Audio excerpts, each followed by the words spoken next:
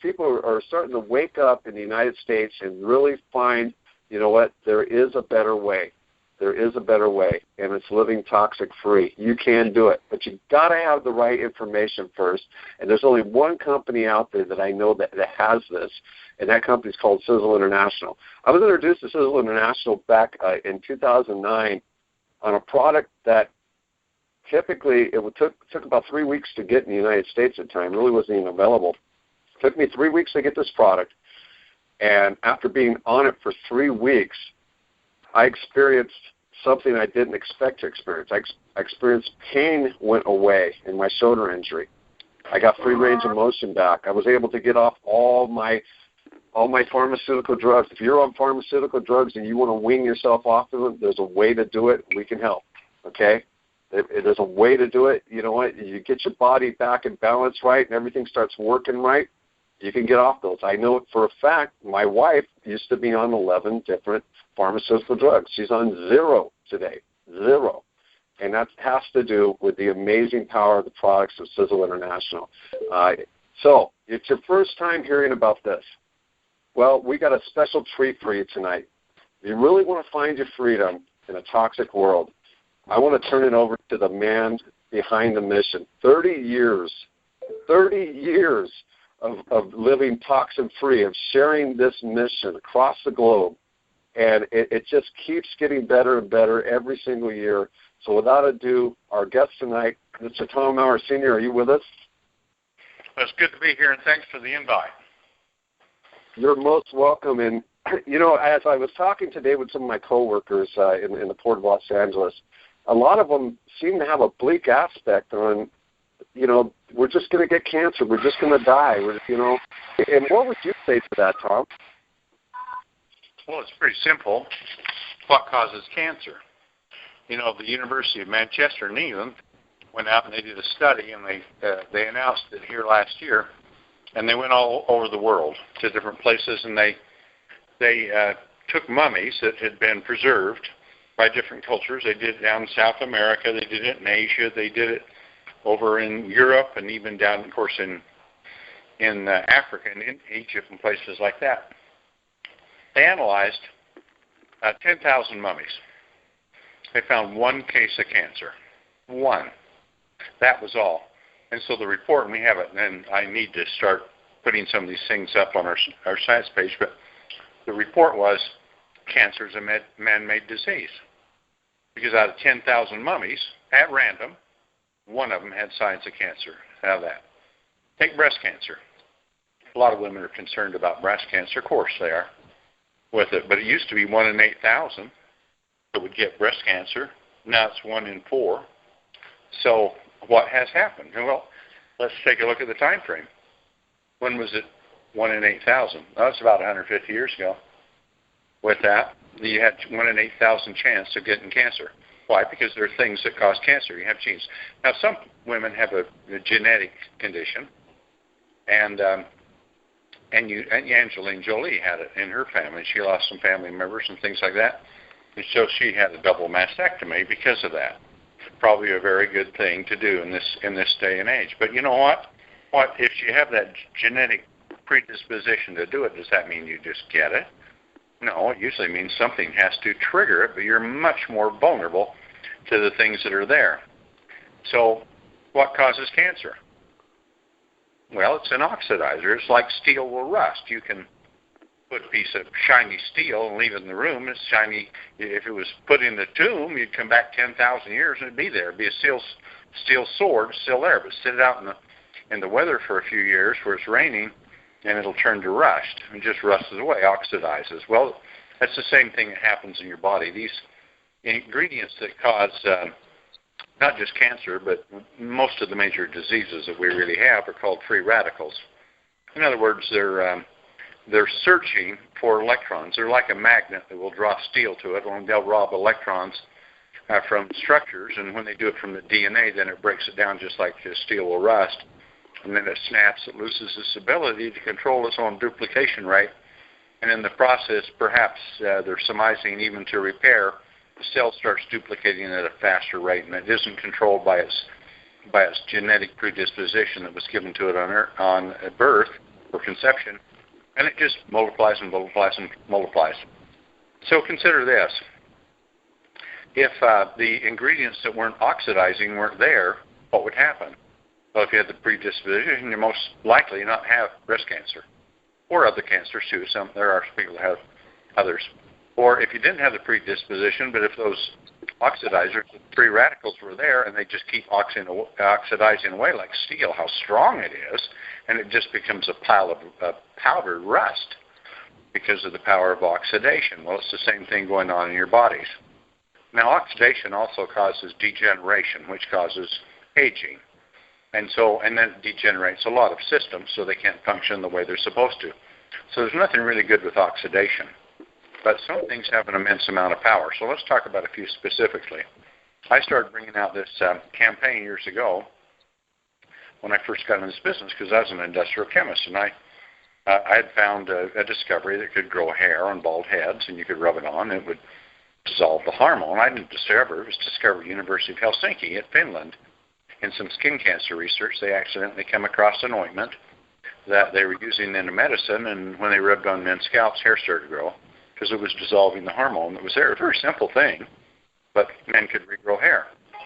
And so I was going to bring that product out and do those kinds of things, but as I got into it, I found out the FDA wouldn't let me regrow hair. I was really quite surprised because it's approved for cosmetics and also it's in foodstuffs. It's what they put in salad dressings and other foods too, because you can dissolve something that's oil soluble and then it makes it so it'll dissolve in water, so you have an even mix. And just like, so am I saying that you can put a little blue cheese or ranch salad on your head and grow hair? Maybe you could because the ingredients in there. But anyway, that's why I started out. So if I was going to grow hair, I came up with this study also. It was a 3.5-year study, and they said that certain ingredients in a shampoo that causes hair to fall out, and it causes hair to grow very slowly. And as I looked at it, it said, well, hair grows 4 years, falls out 3 months. But if you're using this ingredient in shampoo, even though you might have 150,000 hairs on your head, which is a lot, they'll only grow half as fast. They'll only grow 2 years instead of 4 years, and they'll fall out for 2 years rather than for 3 months or 4 months. So I thought, my God, if I'm going to have a hair grower, I'm going to definitely not to use that product. So while I was an industrial chemist making all kinds of industrial products, some of which, like you were talking about a little earlier, Pat, they have so many contaminants, I said, well, I ought to see what's in shampoos. I hadn't made shampoo, so I took the one out of my bathroom and I took that out and thought, oh my God, this is like a museum of horrors. I made industrial chemicals and I had to warn people about the harmful ingredients in it and handle them, and even my people in my plant had to wear rubber suits to protect themselves against the very things that were in my hair shampoo. Really quite amazing. Now, the one that surprised me the most was sodium lauryl sulfate or sodium lauryl sulfate, and that's what I made engine degreasers. It just cuts the heck out of engine degrease and car wash soap and things like that. Cleaner for fat and in slaughterhouses and all kinds of, breaks down blood, fat, grease, protein, everything, and it was in hair shampoo. Holy cow, why would they put this in here? It's so corrosive. And then I also knew that it had cancer-causing properties with it. I had to put all that on a material safety data sheet. So I called up, I looked at a bunch of shampoos, went to the store. They all had it.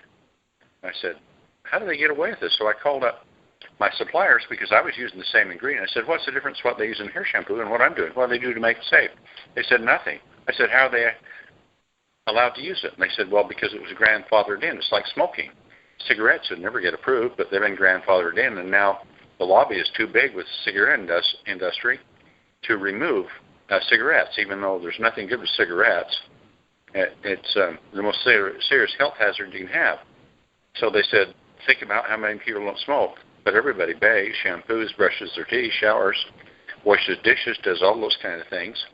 And so the lobby from those businesses is much bigger than the cigarette lobby, and so they got grandfathered in. They're not going to remove those ingredients because they'll change their formulation, and people are used to using it, and then they might try another brand if it changes on them. I thought, boy, what an immoral business this one is. I thought it was pretty clean-cut business where you'd have good quality products and things like that. So I investigated it more, and then, of course, the next ingredient I saw was propylene glycol. And quite frankly, folks, that's brake fluid, and that's industrial antifreeze. You all got it in your cars. Every time you step on the pedal, it's propylene glycol, but you'll find it in hair shampoos, and you find it all over in skincare products. And so, does the brake fluid on your face sound so good, or in your toothpaste, or anything else? Of course not. But then what can it really do? Is it brake fluid?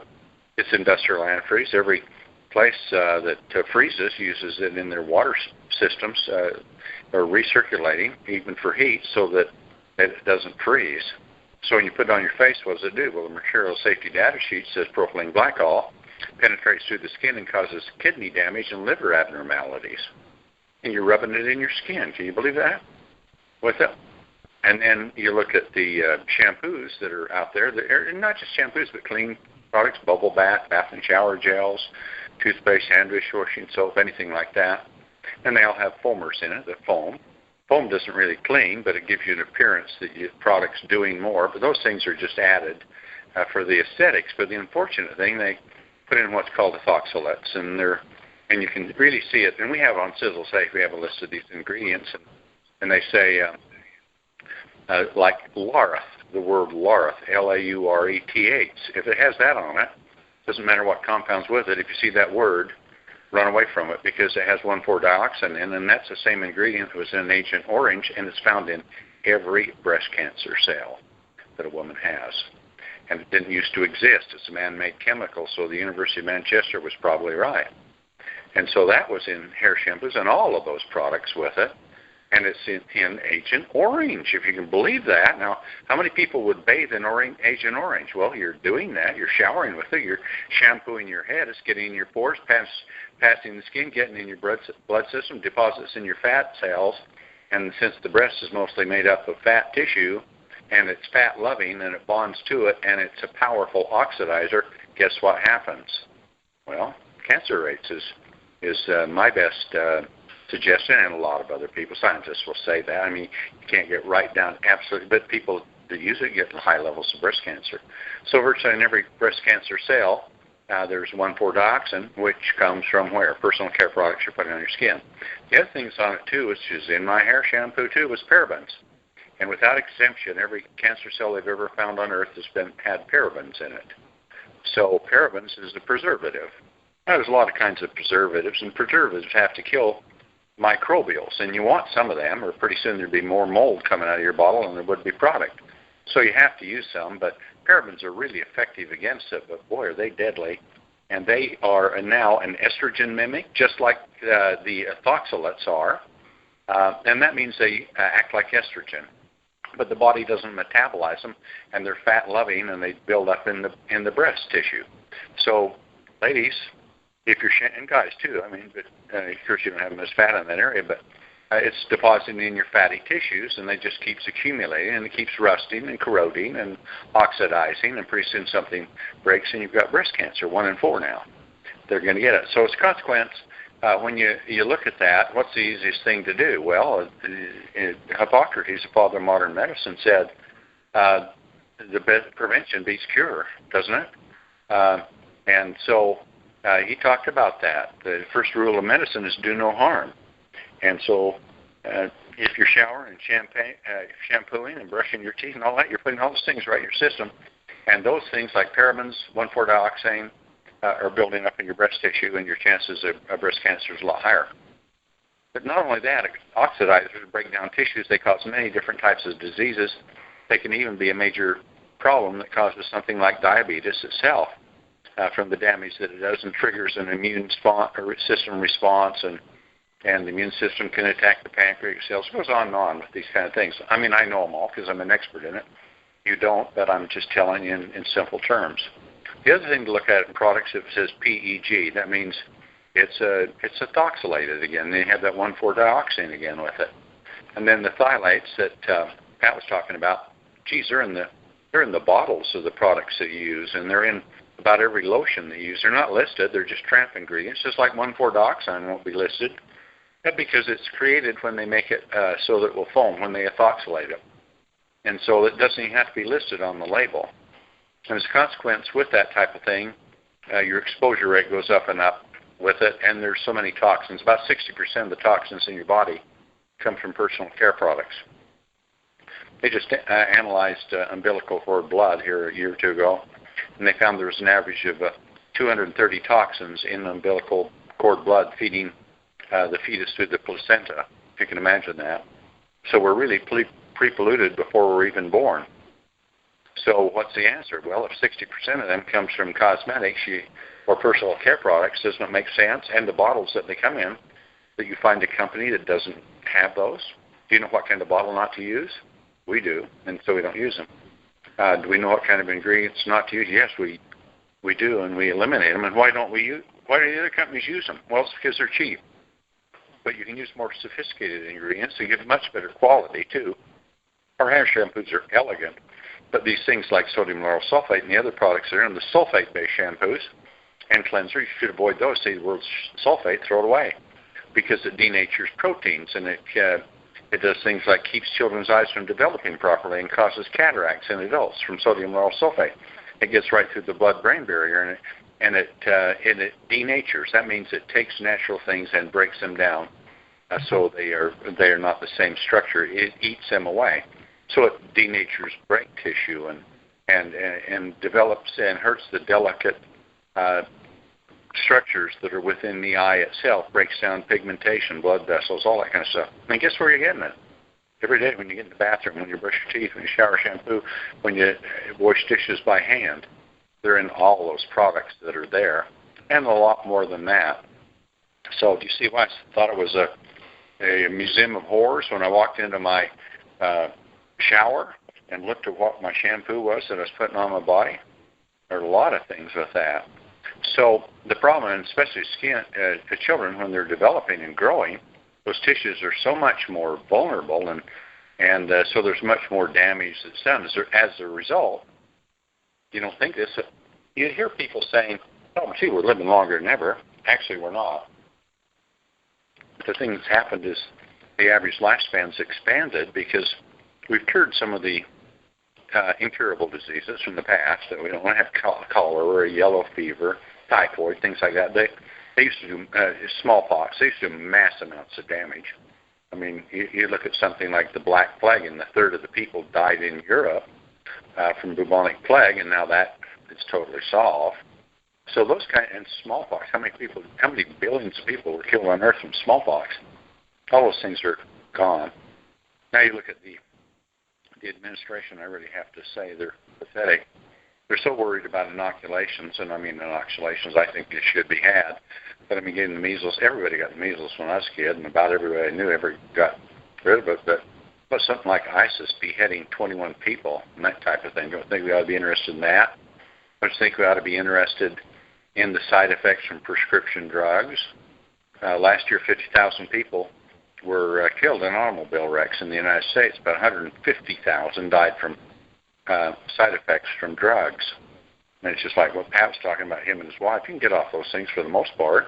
Maybe there's some you have to take, and some are necessary, but for the most of them, they're just drugging you up because it's good business. Why do you think these things aren't cured? They're cured because once you're cured, you're not a customer. So if they treat the symptom, that's the way almost all pharmaceuticals are going now, treating systems, because it builds a big business for them. They don't give a hang about you. You're a commodity. They just want you hanging around and using their products. It doesn't matter your state, your health factors, the worse the better, the more you use. But a lot of that can be avoided by using ingredients that don't have any toxins in. But on top of that, then what can we do about the human body? Are there things we could put in the human body to avert some of these things? What do you think? I think yes. In fact, I don't think yes, I know yes. But the Chinese have an ancient saying, and it says the human being has the ability to live to a great length of lifespan if you but remove the toxins and the waste and provide the proper nutrients so it can function like it should. So let's get back to where we're at. I said we're not living longer. And people say, well, yeah, are the average lifespan's up? Yeah. All those incurable diseases are cured now. So those mass mortalities aren't there. But they used to lose 1 in 7 women in childbirth, and 50% of the children died before the age of 12. So throw those statistics into anything, and what do you got? You have if you add those into it, of course the average lifespan goes down. But the thing that longevity scientists say, if you lived over 40, your lifespan is actually decreased by about 10 years on average since 1900.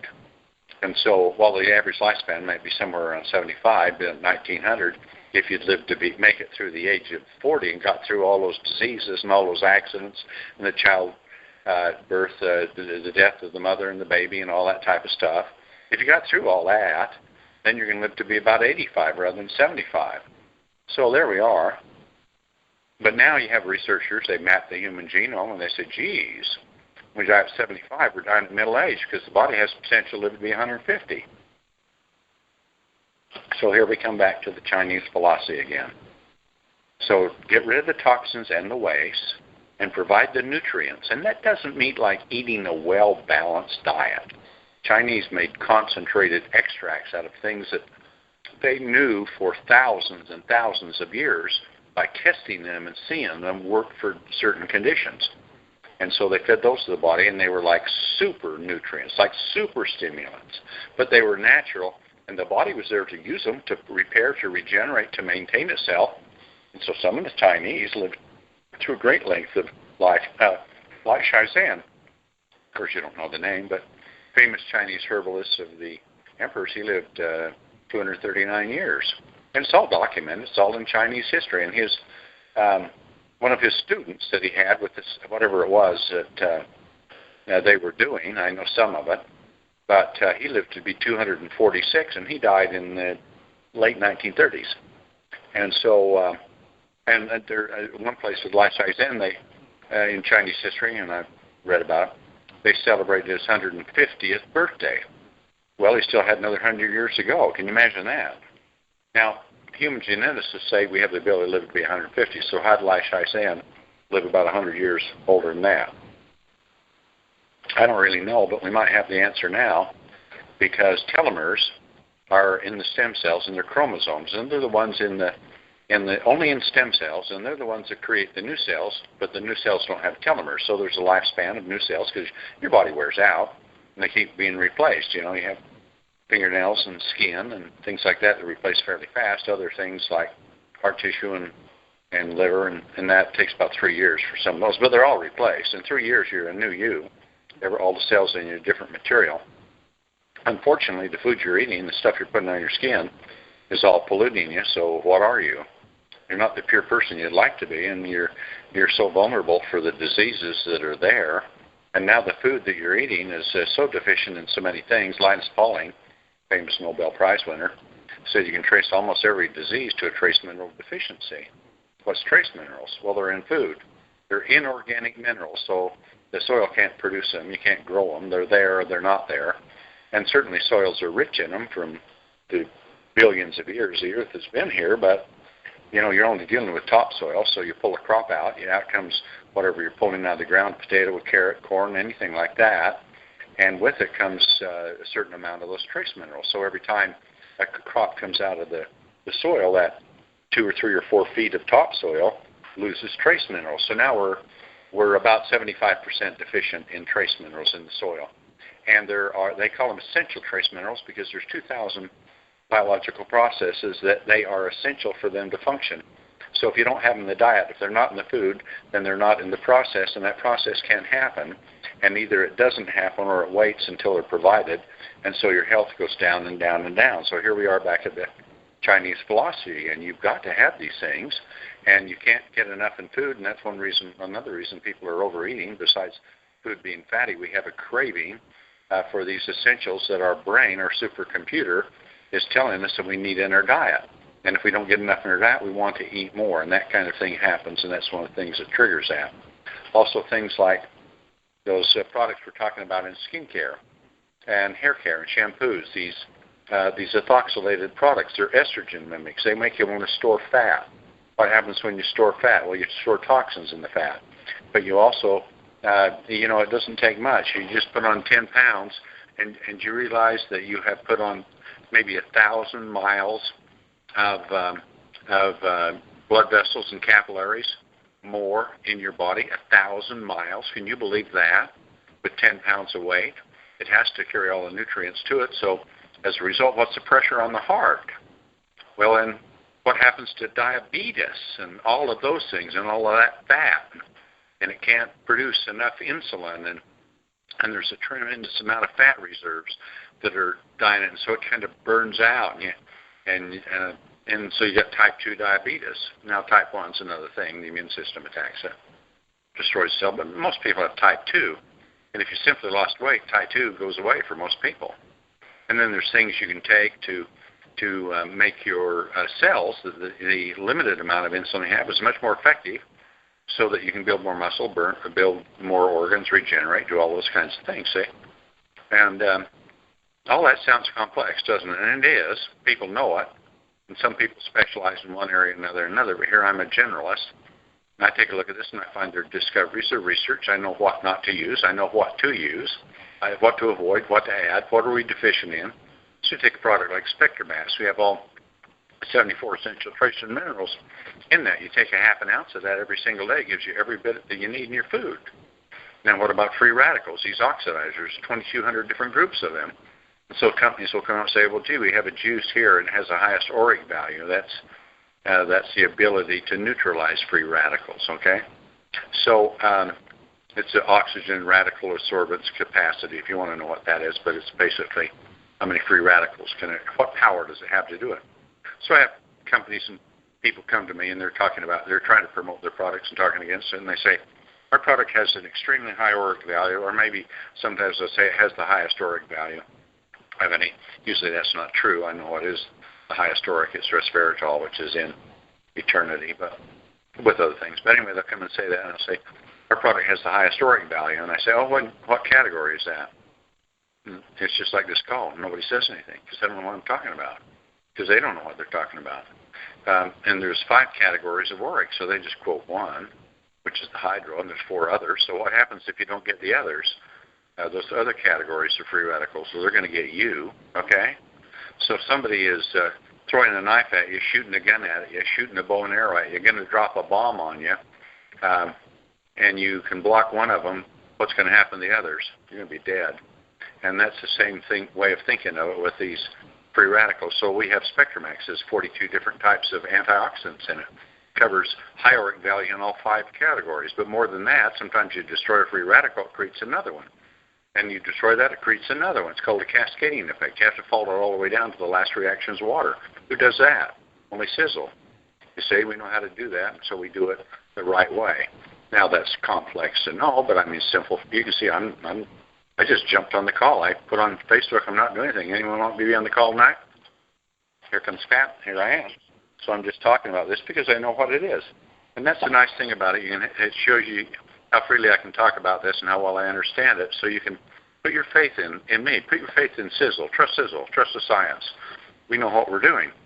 So all those are all the things that are there. So you don't need to know all the science of what I'm telling you if you just believe in what it is. And if this call is being recorded, this would be a nice one to have, and you can show it and listen to other people. But you go and look in personal care products, eminently. Lipstick's got 29 toxins in it on average. Can you imagine that? And the major one's lead.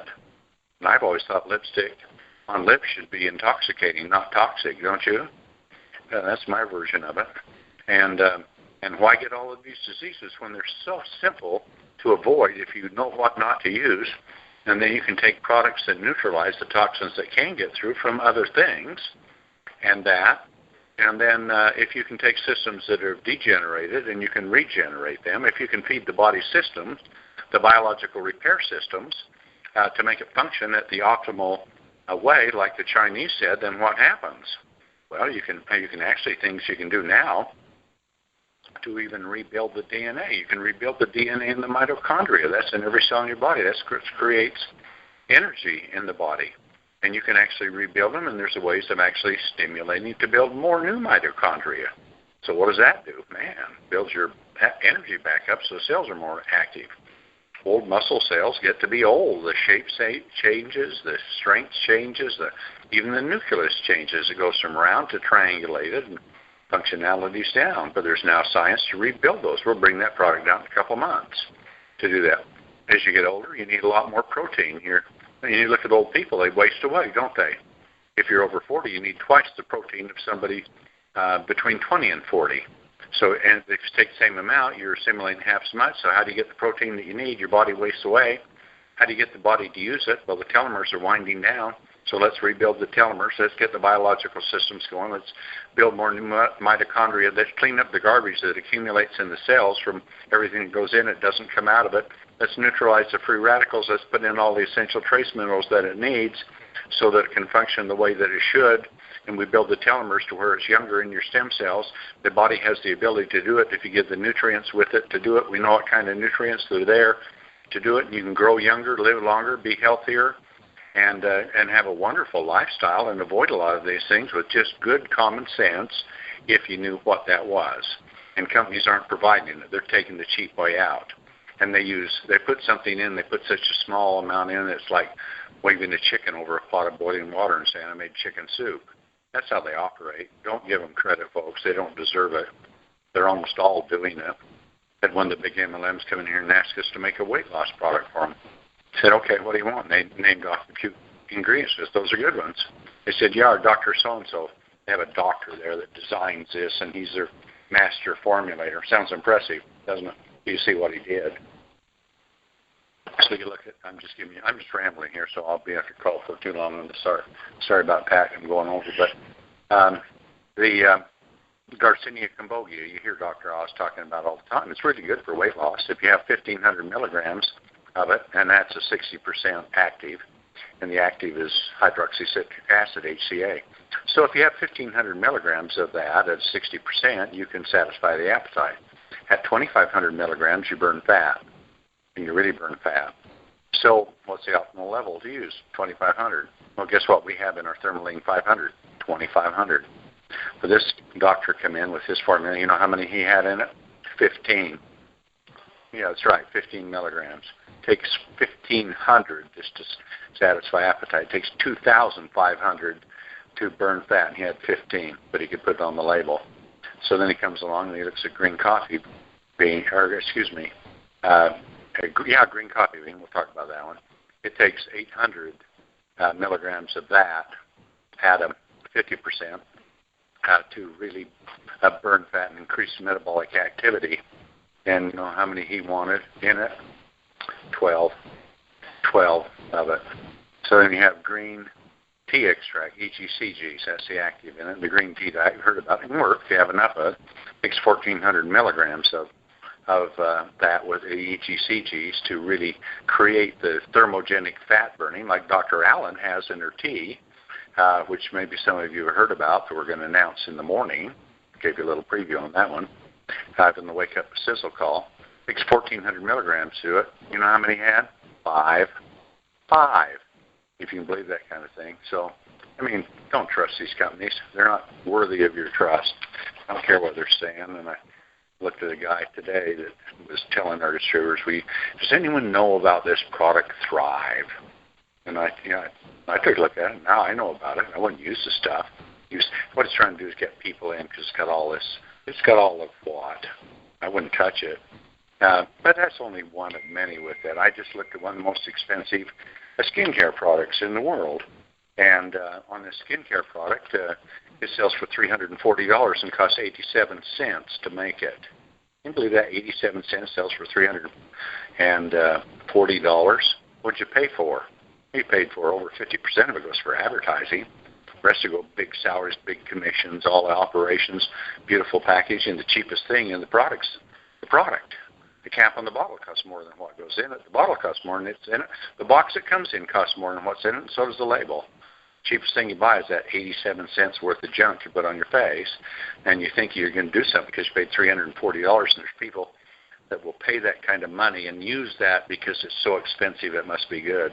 In reality, go to Walmart, you can buy the same junk right there. They do nothing too, and they're both loaded with toxins. Is that what you want? You know, of course you don't. But how do you know where to find it? Well, there's really only one real place. Now, there's a couple of companies coming up that are starting to produce some products that they say are toxin-free. They're really not, but they are to a large degree. They've avoided some of them, but a lot of them, they don't even have any concept of what they are. and how they work, but we do. We are the experts in the field in this, so we've done these kind of things. And so our products, man, they are there. And sometimes you'll have people challenge you and sue you, and I've been sued a few times, but I don't ever back down on it, and we've always won and prevailed. Once they see the science of what I'm going to present in court, it scares them to death because they can't win with this, because I've got the head of the Cancer Prevention Coalition, Dr. Samuel Epstein, and he said, you have done more to prevent cancer and for cancer in the world than I have, and I'm head of the Cancer Prevention Coalition with the things that I've done and telling people and removing them from the everyday products. So now all that being said and done, what do you want to use? Would you dare use something else? Sure you do. You'll use it sometimes, and you go into the store and you watch women buy products. They take a look at the package it tracks, and they pick it up, they look at the color, they take the lid off, the smell of the bottle, and if all those things are there, they'll use it, and they could be putting one of the most toxic things in their shopping cart right then, not realize it because they can't read those long names. I say, well, I've used these products, and nothing has ever happened. Well, what happens when you're 65 years old, you're laying in a nursing home, you have some racking disease that's destroyed your heart, your liver, you can't see, you've got glaucoma, you've got cataracts, you've got your brain is shrunk by that time by about 25%, you've got dementia, Alzheimer's is coming on with that type of thing, your joints are shot, your aches, your pains, your muscles are emaciated, they're all going away. What are you going to do? Lay there and die in a hellish place like that, where in reality your body has the ability to handle all those things if you avoid the toxins and provide the nutrients and all that. And folks, we got it. We can rewind your telomeres. You can grow younger. It's just like winding up a rubber band on an airplane, throw it in the air, it will go so far, but then it starts going slower and slower and crashes. But how about if you could keep rewinding that rubber band as it went? It'd fly forever. Well, here we are. We've got that kind of thing with TSX and all of these other kinds of things. You want to lose weight? Well, we can show you how to lose weight. You have to do a few simple life-changing things, and they are minor in it. And if you do it, you can lose weight really fast, and you can feel great, and energy and health and biology and all of that happen. Does your brain have to shrink? Well, no, it doesn't. There are nutrients that keep your brain right up where it's supposed to be. Dementia? You know, everyone's going to get dementia except people that know what to do. You don't have to get dementia. And there's science now to show how to totally reverse dementia. Everyone gets it? Well, that's not true. I can tell you about 100,000 distributors right now that if they use what they've got at their fingertips, that won't happen. How about Alzheimer's? Be totally prevented, you know, just by nutrients that won't let those amyloidal plaques form. Now, you don't know all this stuff, but listen, I know it. And I've got the products out here. Brain Vitality's got these things in it to feed your brain with system. The ingredients don't do it themselves. Your brain does it. Your body does it. We just give it the nutrients that this God-given body we have with all of these organs that it can utilize and take in and regenerate like Shizan, if you will, from the Ming Dynasty Emperor.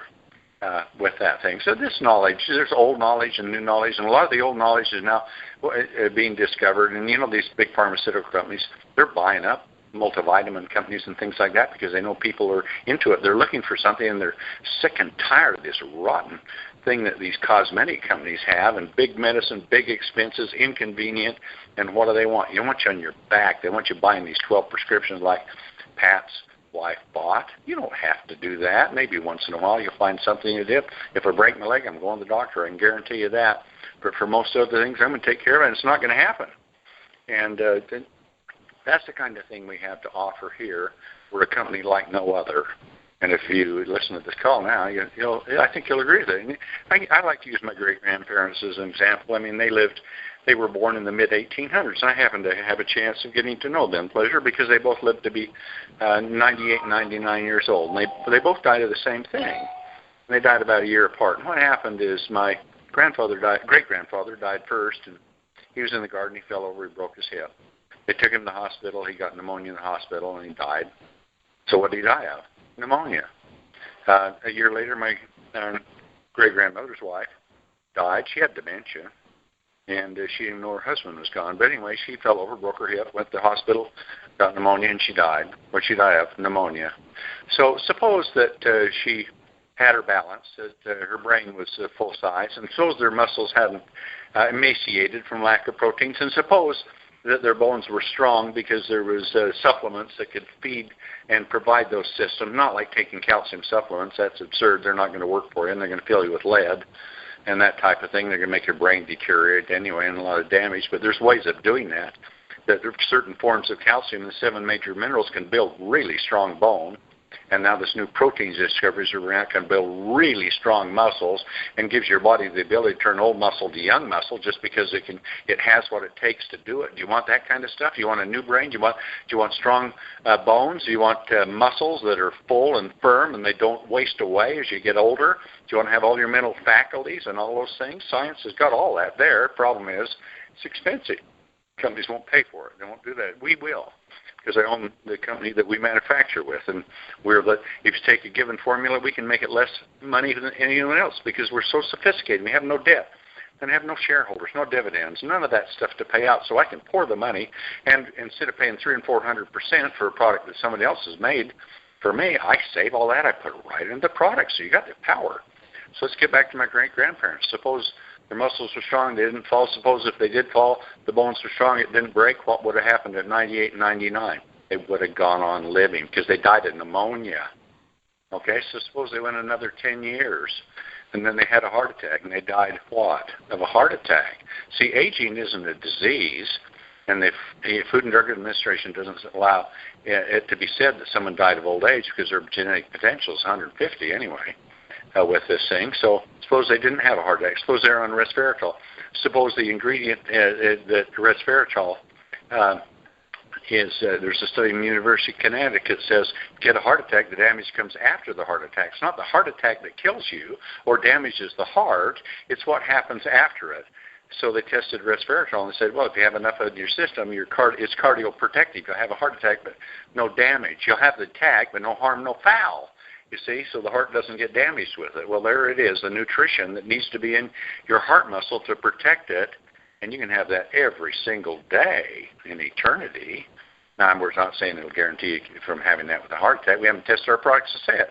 But on the ingredients, you can look at the ingredients, and you can see these studies are there, they do it, and then you can make your own conclusion from the Dietary Supplemental Health Education Act. Why don't we say it on our products? Because it takes about 15 or 20 years of testing and costs about $2 billion now to make that kind of claim. We're not going to do it. But we'll show you the studies, and you can make your own decision. You can look at it. And it's intelligent to do because we're doing things the intelligent way.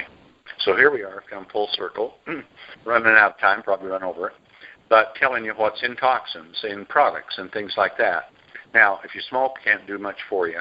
One puff of cigarette smoke puts 100 quadrillion free radicals into your blood system. It's enormous. So but you don't take a puff of smoke and fall over dead, do you? It builds up, it accumulates. Your body's biological processes go down, the toxins build up, and so they reach a point where one crosses the other, and you're in big trouble. About 40, 50 years old, the disease that's going to kill you kicks in, and it's all mainly due to toxins, degeneration, a decay, lack of regeneration. That's what aging really is. Aging isn't a preset thing. Your body has all the systems that you had when you were born. Now, if we can just find that things were turned on, they get turned off, how about turning them back on? You ever think of that? We have. It can be done. Scientists at Harvard found out how to do that, Harvard Medical School. They make the claim they're trying to make a drug out of it, and here we've got the natural ingredient. We can't make the claim except support you to live a very long time with it. You be the judge. You look at the studies. We've got the product. To me, it's an obvious conclusion, but that's what the Dietary Supplemental Health Education Act is about. Fortunately, that a few people in Congress were smart enough to get passed years ago before Big Pharma could crush them and us. So, and anyway, and the last thing I'm going to tell you, over in Europe, they just did cigarette industries over telling the European Ministry of Health. They said, don't ban cigarettes because people don't live so long. And the people, the last part of their life, they don't get to live. And that's the part where they go on benefits and they get retirement and all social benefits. So smoking cigarettes is good for your economy because the people that have built and produced in the economy, now they're not doing it anymore. And so they're basically expendable. So if they don't have as long a lifespan, your budgets will be able to be balanced. You can do more with the money they have because their productive life is over. And you know what? The European Union is seriously considering that and not banning cigarettes, but doing that. Now, isn't that something? But, you know, governments are that way, and guess who's driving it? cigarette industry, big pharma who wants us to be sick all of the time, and medicine. We go to the doctors for things we shouldn't even go to doctors for. But they capitalize, and lawyers sue doctors, and pretty soon you get old, and the medical community and the pharmaceutical community will take away everything you've accumulated, and what's left, the lawyers are going to suck the blood out of it and suck it dry. You pass on, leaving nothing to your kids except some memories, which hopefully could be good. But a lot of times they're not what they could be because you haven't got the money or the health to make them be what they are. So what's the obvious conclusion? Sisel. We can give you the opportunity to make a great deal of money. We can give you a chance to maintain your health, not just to regenerate. Sure, there's things we can do to support, to regenerate your health and all of those kinds of things. But why go into cure when you can have prevention? It beats cure. An ounce of prevention is worth a pound of cure, isn't it? That's the old saying. That's what we've got. So anyway, that's sort of the Sisel toxic story, and I threw some nutrients in with it, and it's only going to get better and better and better. And that's right, coffee's bad for you, except ours is good for you. Coffee's bad for the heart, ours is good for the heart. Coffee's bad for the brain, ours is good for the brain. Coffee's bad for the liver, ours is good for the liver. Coffee creates free radicals, ours fights free radicals. Superoxidation mutase found in every single cell in your body. That's what fights oxidation, is it oxidizes sugars and carbohydrates to give you energy. It leaves a single oxygen molecule that rushes you. Your levels go down as you get older. 1 cup of coffee puts as much as 2 capsules of superoxidation mutase into your body and floods every cell in your body with it. How's that for coffee? Now coffee is in a whole different dimension because it's Sisel coffee. So it goes on and on. I've gone on and on here now, but that gives you an overview. There's a lot more to this, folks. I could speak on this thing for days. I've lectured to as many as 6,000 doctors on this before. With it, and they're sitting there, they're absolutely amazed when I'm telling them things that they don't study. It's not in their field, they don't know, but once they see it, wow, that's the way that it is. But then they go back to practicing medicine, because medicine is based on your sickness, not on your health. In China, they used to pay a doctor, this is my last thought, you'd pay your doctor to keep you healthy, and when you became sick, you stopped paying because his treatments hadn't worked. So people should live for a very long time in extremely good health, and that's what they paid their doctor for. So if they got sick, didn't pay them, and they had to take the responsibility to get back to health, and you started paying them again because they would read the body and knew what it needed. And they did it through, not with electronics, not with a microscope, not with blood tests, but they did it through observable things which can be found, which science now doesn't even look at, but we do know they're there. We know how to find it, and we do know what the answers for those kinds of things in a specific and in a broad spectrum effect with the products we use. So if your doctors aren't out for you, if the government thinks you are expendable when your productive years are over, and the lawyer's going to suck everything they can from you to take your wealth to them because they've got the laws there to do it, how about staying healthy, wealthy, and happy? That's the mission we have with Sisel. So get your rear end gear. We've got something like no company on earth has, and no company on earth will ever have, and that's the Sisel story and the Sisel mission.